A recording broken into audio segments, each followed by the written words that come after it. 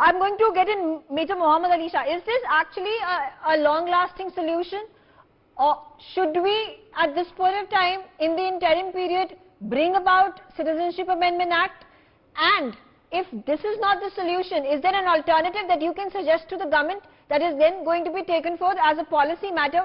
We, being the thought leaders, can push this forth and then persuade the government of the day to take those actions. Because right now, what I can listen in the parliament and outside of it is either about Sonia Gandhi and Rahul Gandhi and the National Herald scam, etc., etc., the Enforcement Directorate custody, the locking and the sealing of the Young India building, or I can hear about the Tiranga politics, which is completely banal, not required.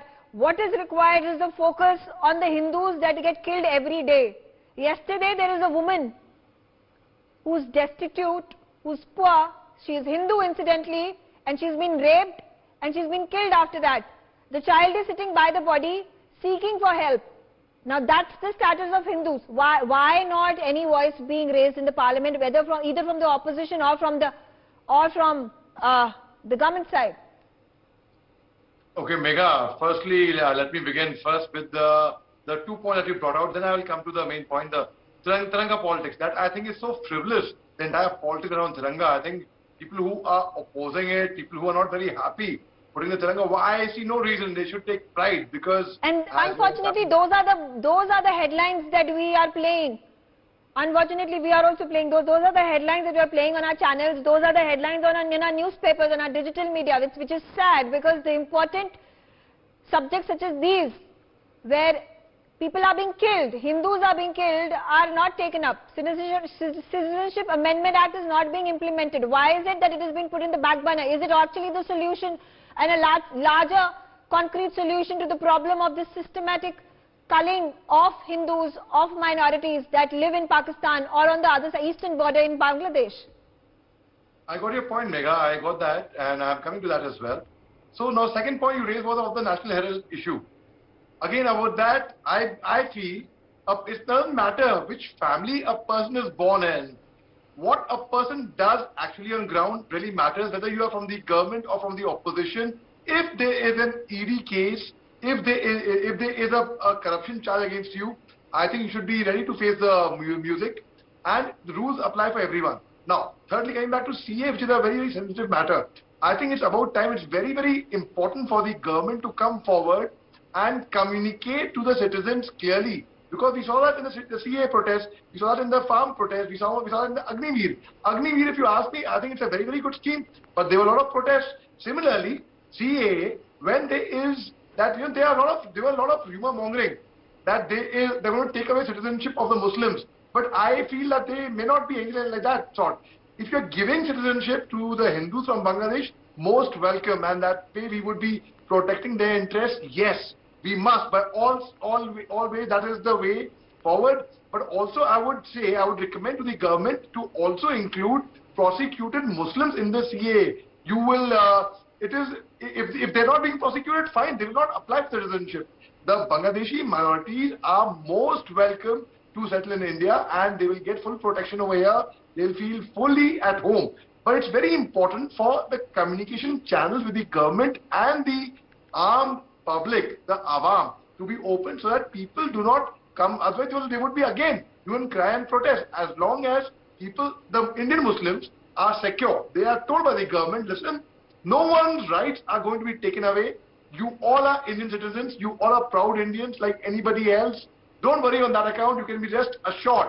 That is very important. Otherwise, again, what we saw in Shaheen Bagh, unfortunately, we do not want another such episode coming in again in the country. It is so, yes, how do we protect the rights? One is through diplomatic talks. You tell Bangladesh, listen guys, because I will tell you, I can vouch for the fact, Megha, that the best country for minorities so far is Muslims.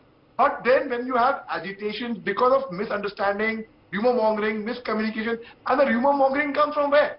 It comes from miscommunication.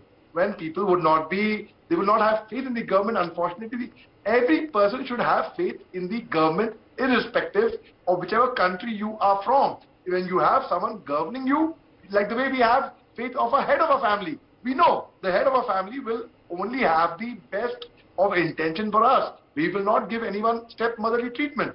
So yes, I agree with you, I agree with everyone else that CAA should be implemented provided there is a communication that, listen, no Muslim in the country who has served the country would be affected by that. Otherwise, Muslim will start feeling insecure, whereas the intention may not have been that. The intention could have been good. And I realized it after Agniveer. I said such a good scheme, but it was being opposed. Why? Because there was lack of communication and lack of understanding from the other end.